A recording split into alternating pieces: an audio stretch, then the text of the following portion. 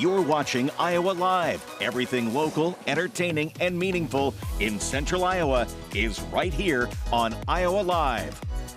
From the Carl Chevrolet Studios in West Des Moines, welcome to Iowa Live. I am Lou, and we are so excited because we have a couple of very special guests joining us in studio right now. Emily Figgins is joining us, and she is here. She's the Deputy Director of the Marion County Emergency Services. And of course, we're talking about Marion County, which is also the home of Knoxville Raceway. Something very special going on at Knoxville Raceway this Saturday. First of all, thank you for being here. And who did you bring with you today? Thanks for having us, Lou. Lou, this is Nova. Nova is a 6-month-old chocolate lab who is in training to become a crisis canine. Okay, now what organization is going to be utilizing Nova's services? So Nova is with me as her handler with Marion County Emergency Management. So the whole county of Marion County is going to be able to see her generally on a weekly basis. That is great. Now, so what's going to be happening with Nova at Knoxville Raceway this Saturday? So Nova and a ton of her team,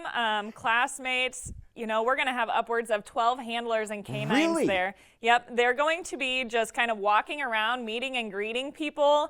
We're going to be able to give you an insight on what Crisis Canines of the Midlands is, how they're utilized, how they're deployed, and we really just want to create those memories and those interactions for in the event that we were ever deployed to an incident and it happened to be you. Maybe you've already had that connection with one of these amazing canines. All right, let's explain the difference between, because people are saying, oh, is it a service dog? Okay. Is it a canine like they have in the police departments? This is a totally different animal. Seriously, Correct. It really is. Yes, yes. So the difference between, obviously, a crisis canine and a canine that you would see in a police department or a law enforcement is they are not trained for searching, right? They're not trained for bombs or drugs of any sort. You know, they are specifically for love.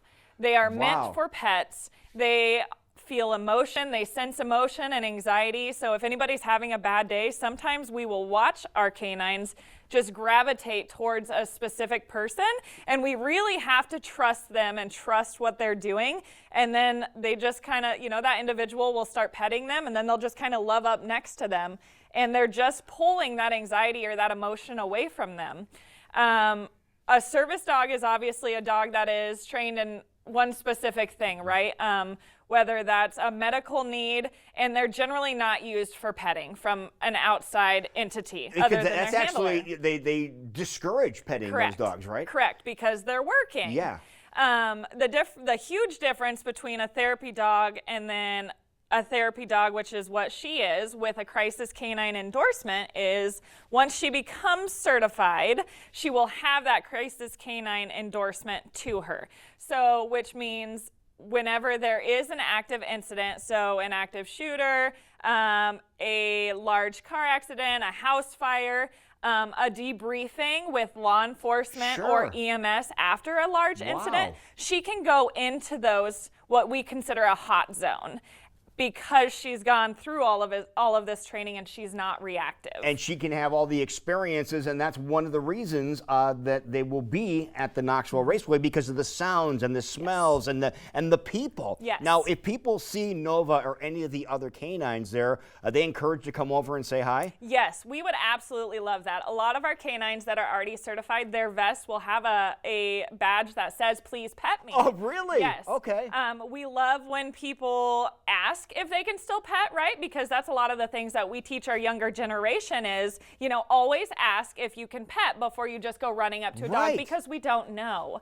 But we do specifically say, you know, please come pet them, please come love on them. It's great for them, it's great for us, it's great for you. Oh my goodness. And look, this is a 6-month-old dog, folks, and look at how calm Nova is, and this is her little safe zone, her mat here, and she doesn't go off the mat. Nope. This is her place. This is what is called her place. Okay, and she knows that, and Yes. she can scoot off it a little bit, but then she scoots right back on. She does not go too far from here. But Knoxville Raceway this Saturday, you want to come out. First of all, you want to come out anyway. Yes. But if you see the dogs walking around the Knoxville Raceway, you encourage people to go up and say hi. Yes, please. Now, if people want to get more information about the Crisis Canines of the Midlands, easiest thing they can do for that would be what? You know, a big one is social media, right? Everybody seems to have social media anymore, so we encourage you to go to Facebook and just search Crisis Canines of the Midlands.